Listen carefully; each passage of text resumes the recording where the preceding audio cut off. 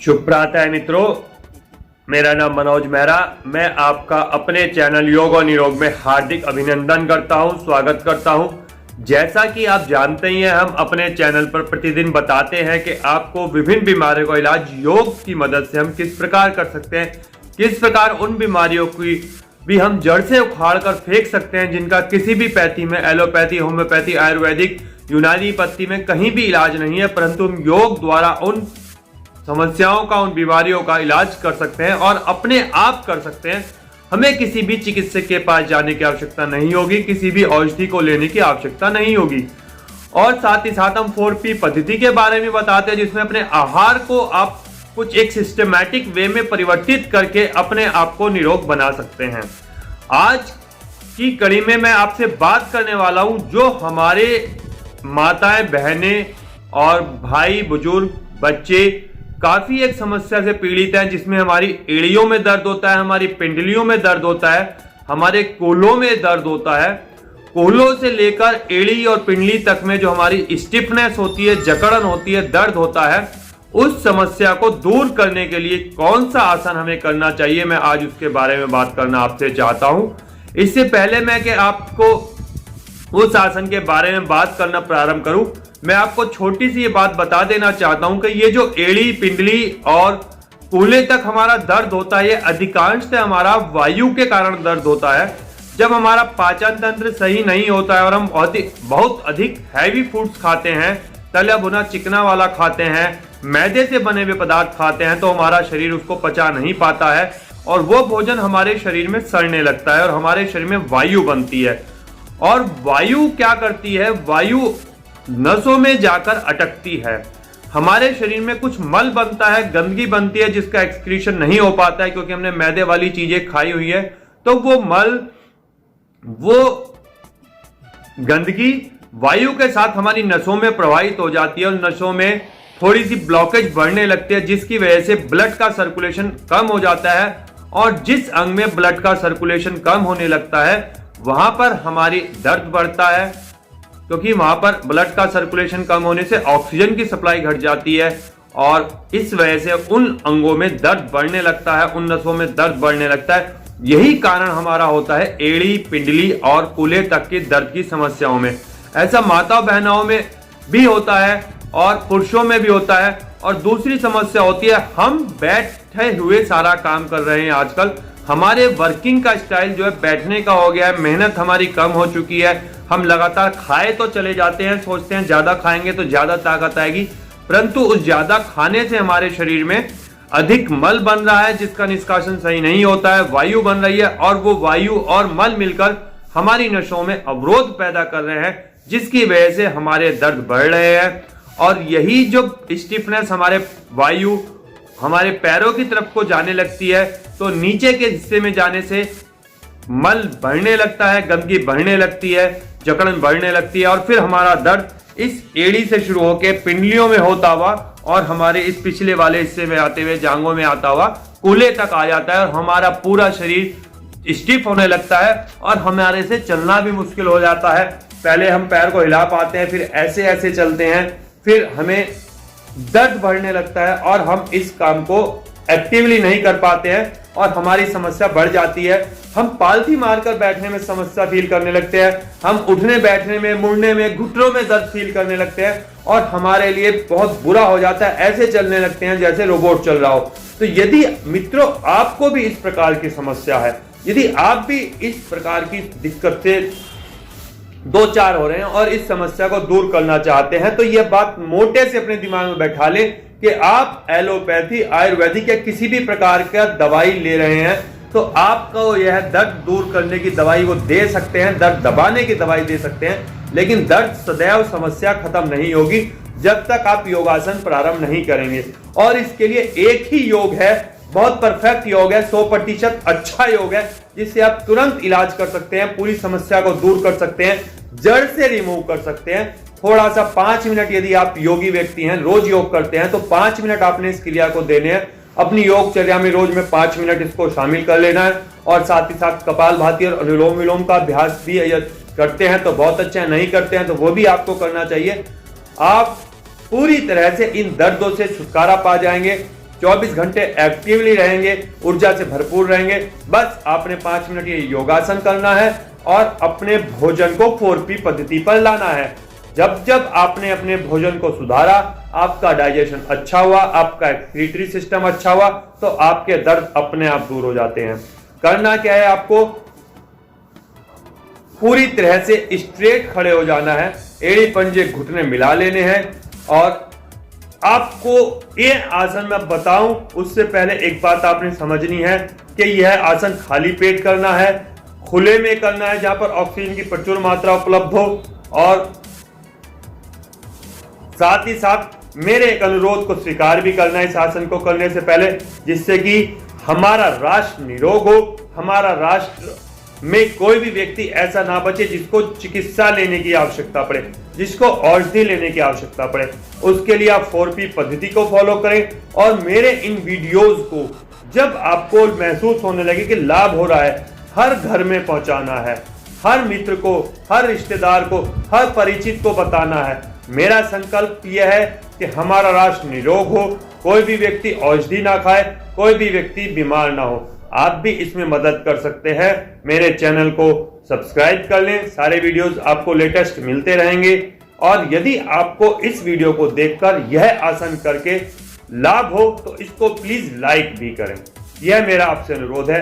अब मैं आपको बताता हूं कि वो कौन सा आसन है जिसको करने से हमारी एड़ी, पिंडली, कूल्हे का दर्द दूर हो सकता है। ये तीनों चीजें हैं।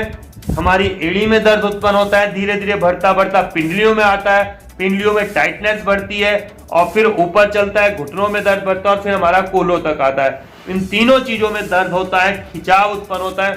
कारण एक ही है, पेट में वायु का बनना, पेट में इंडाइजेशन का होना। खाना पीना सुधारेंगे और यह आसन करेंगे तो आप जड़ से दूर हो सकते हैं।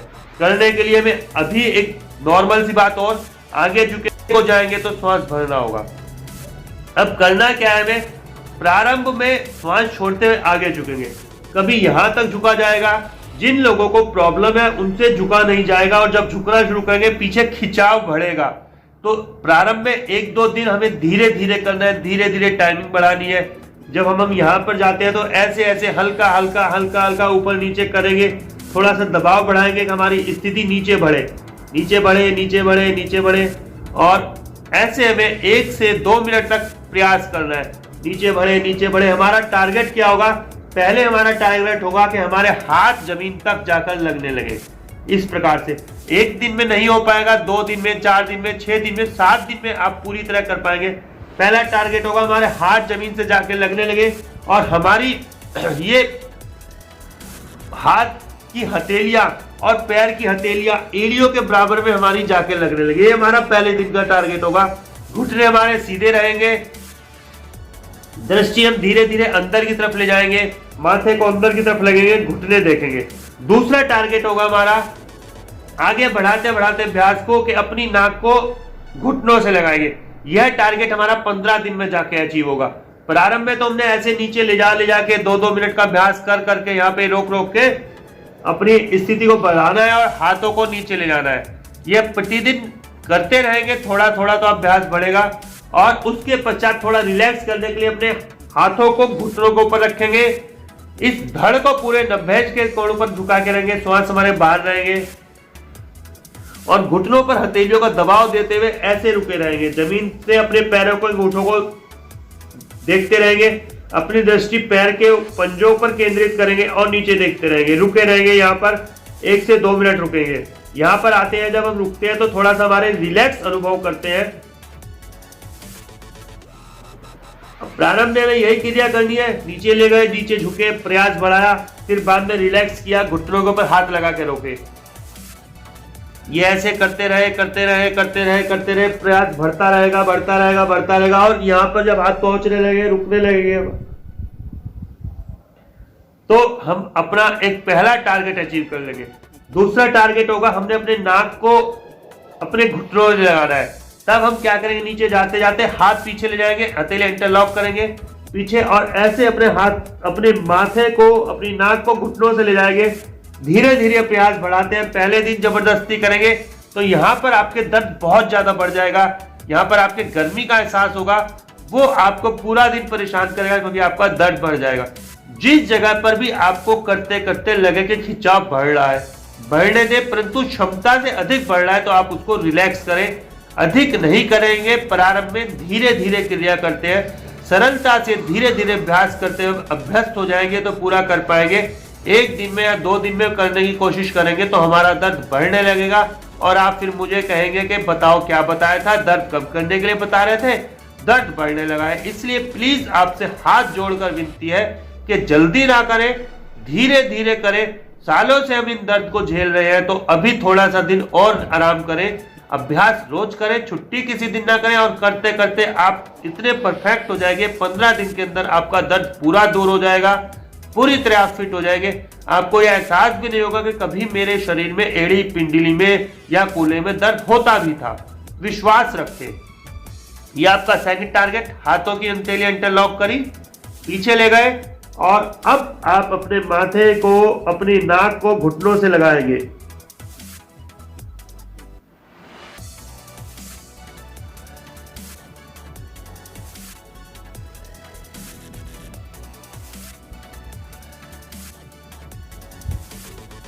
और फिर धीरे धीरे इस अभ्यास को रुकने वाले बढ़ाएंगे। जैसे जैसे आप नीचे जाएंगे, जैसे जैसे आपको नीचे रुकने का अभ्यास बढ़ेगा, जैसे जैसे आपकी हथेलियां आपके पैर के पंजों के बराबर में टिकने लगेंगी, आपका दर्द दूर होने लगेगा, आप परफेक्ट होने लगेंगे। लगभग 90% दर्द तो आपका तभी दूर हो जाएगा जब आपकी हथेलियां घुटनों पैर के पंजों के साथ जाके रुकने लगेंगी, और 100% दर्द आपका तब दूर हो जाता है जब आपकी नासिका, आपका माथा आपके घुटनों से जाके लगने लगेगा। जब लगने लगेगा आपका माथा तो फिर आप अभ्यास को बढ़ाएंगे और वहीं पर 2 मिनट रुकने का प्रयास करेंगे। यह बहुत अच्छा आसन है।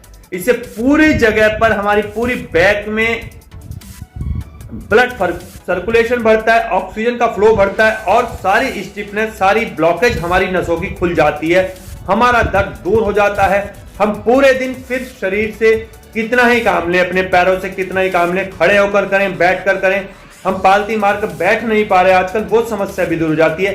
कैसे ही बैठे, कैसे उठे, बिना सहारे के बैठ जाए, बिना सहारे के उठ जाए, ये हमारी परफेक्शन बन जाती है। हमारा शरीर हल्का फुल्का हो जाता है और मजे में रहते हैं, हम स्वस्थ रहते हैं, मस्त रहते हैं।